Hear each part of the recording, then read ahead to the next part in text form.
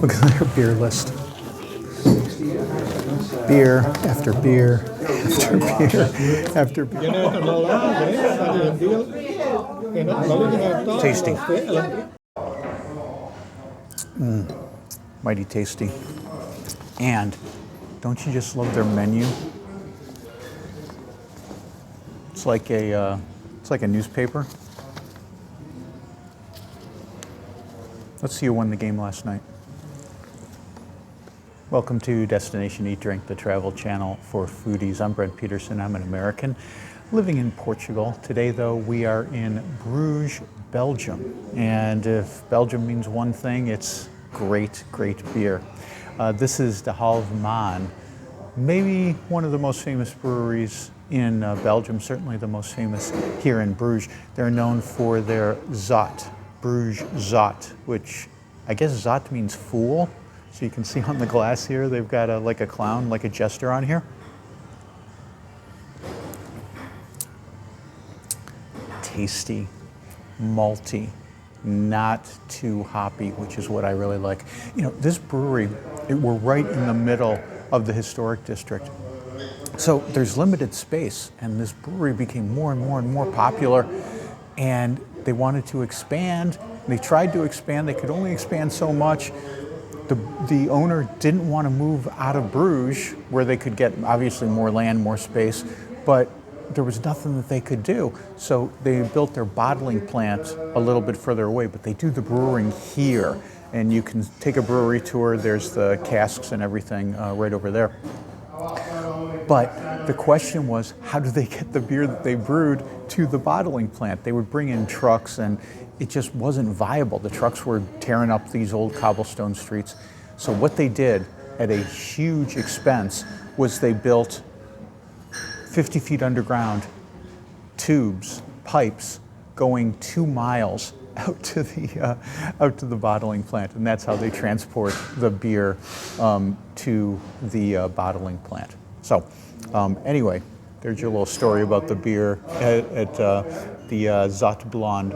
That's what I got, the blonde. They also have a dark version. Mighty tasty. And don't you just love their menu? It's like a newspaper. Let's see who won the game last night.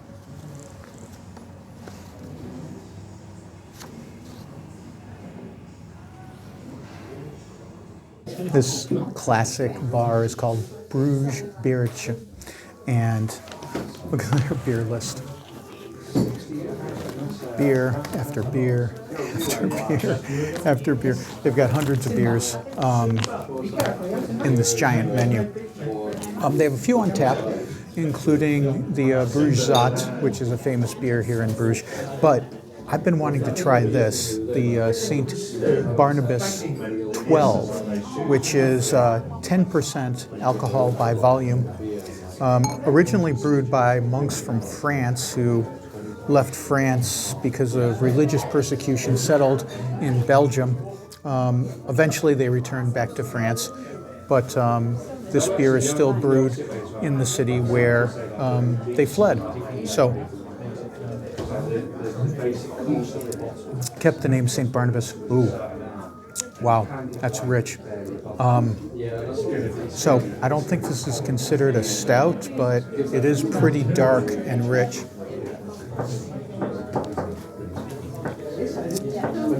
Strong coffee notes, maybe better compared to a porter, but this is mighty tasty and packs a punch. You can't have too many of these at 10%, but it's mighty tasty. Good stuff.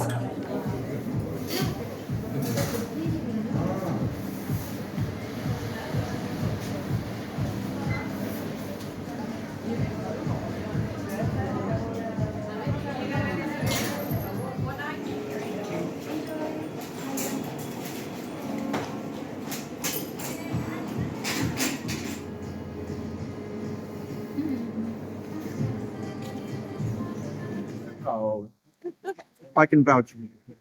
I don't know, he's like some of the best I've ever eaten.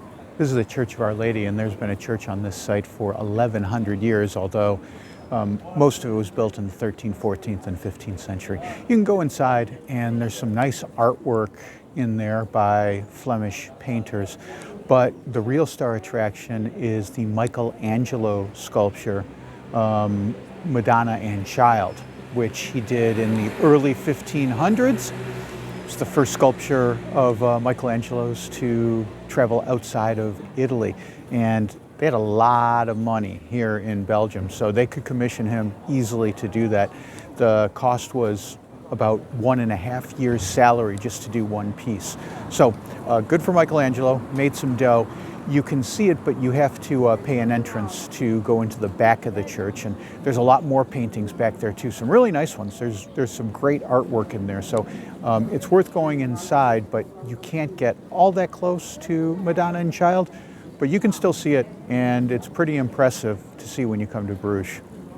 This is De Gare, a little bar down a tiny little alleyway off the main drag here in Bruges. I thought it would be a little quiet bar since it's totally out of the way and not that easy to find.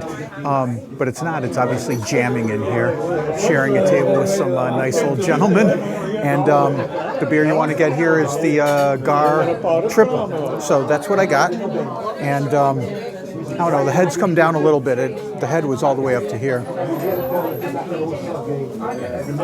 It has a great aroma and hoppy, more hoppy than some of these others that I've had in Belgium so far, but this is super tasty. De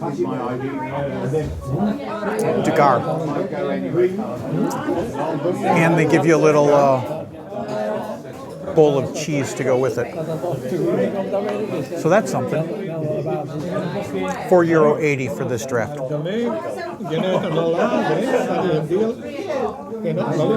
Tasty. This is Patrick Davos, and this is a high-end restaurant. This is a splurge. Come for dinner, you're going to spend a lot of money. We're here for lunch. And I get a 3-course lunch for €35, which is very reasonable. Of course, wine or beer or whatever is extra. We had some amazing appetizers. Oh my God. One of the standouts was a tempura fried seaweed. I know that sounds odd. It was so good. They brought out some sourdough bread with some olive oil from Spain. That was just one of the best olive oils I've had in so long. And then this dish, which is 3 different kinds of beets: yellow beets, red beets, and candy striped beets. Chioga, I think is how you pronounce it. Pickled. And it's got a little basil sauce with it.